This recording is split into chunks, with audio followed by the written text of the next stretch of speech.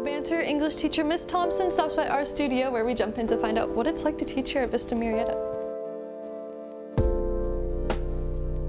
Good morning, Broncos, and welcome to Bronco Banter. I'm your host, Peyton Connell, and I'm here with one of our English teachers on campus. Hi, I'm Miss Thompson. I teach Expo 11, English 11, and English 4, otherwise known as Senior English. And what inspired you to become an English teacher? So I'd have to start with, historically, I was a really strong student in English as a subject and content area. Shout out Mrs. Swank and Mr. Thornburg at MVHS. And so I just thrived in the area. And then personally speaking, I always held the audience of my mom, who was a former English teacher before she stepped into administration. And so I just was always in an English classroom. And how long have you been teaching English, or just in general? So I'd say 12 years in the classroom, working as either a resident substitute or a long-term substitute.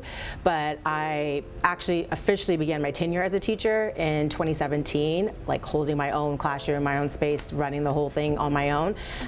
So I'm in year 9, entering year 10. And where was that, your first ever school year? Yeah, so I worked up in the East Bay of Northern California for a nonprofit organization known as Knowledge is Power Program. The abbreviation or their acronym is KIP. Yeah, and can you walk me through what that program is?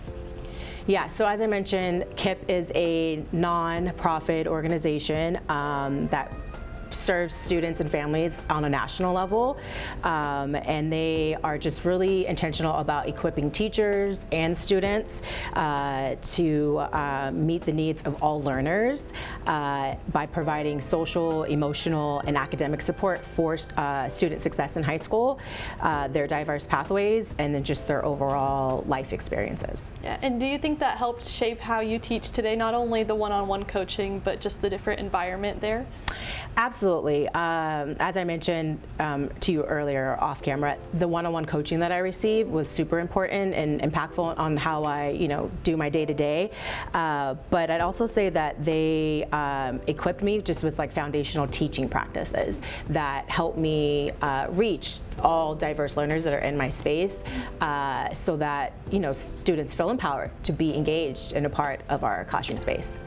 And going from a program like KIP to Vista, what were the main differences in culture and expectations? Yeah, so respectfully, I'm going to share that there's not too much of a difference, because otherwise I wouldn't be here if it was too different. Yeah. But I'd say similarities. KIP and Vista have a belief in success for students that's rooted in academics and character. And both institutions are striving to empower students to express themselves confidently so that they have a positive impact on the world. I would just say the major difference is that one just happens to exist in the East Bay, Northern California, and the other one's down here in sunny Southern California. Yeah. And what is your favorite thing about teaching here at Vista?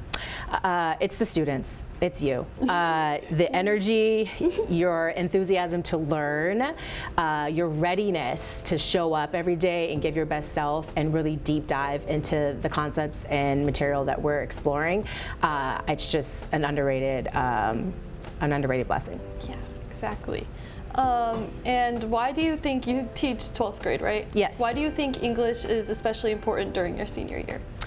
Senior year English, I think, is an opportunity for you to really push yourself out of a comfort zone, particularly when it comes to speaking and developing, a strong voice for yourself to articulate yourself, so that no matter what pathway you find yourself on, you are confident and you are holding the room and getting the things that you want to get done for yourself happen. And so senior English is a space where that Socratic, that open discussion and dialogue is really, really impactful for the seniors' benefit.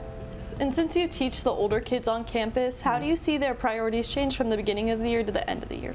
Yeah, I'd like to zoom in on 11th graders. 11th grade year is a very special year.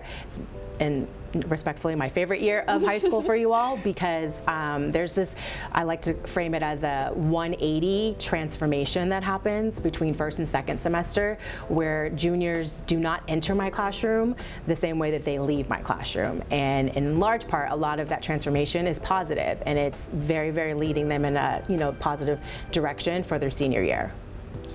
And if you had one piece of advice to give to all of your seniors, what would it be? Absolutely. First and foremost, I would say prioritize your self-care, nurture your deep relationships, stay socially and mentally active, and lastly, cultivate gratitude. And that's all we have for you today. Thank you so much for coming on. And if you are watching and want to be a guest star, scan the QR code on the screen, and we'll be back next Wednesday. Bye, Broncos.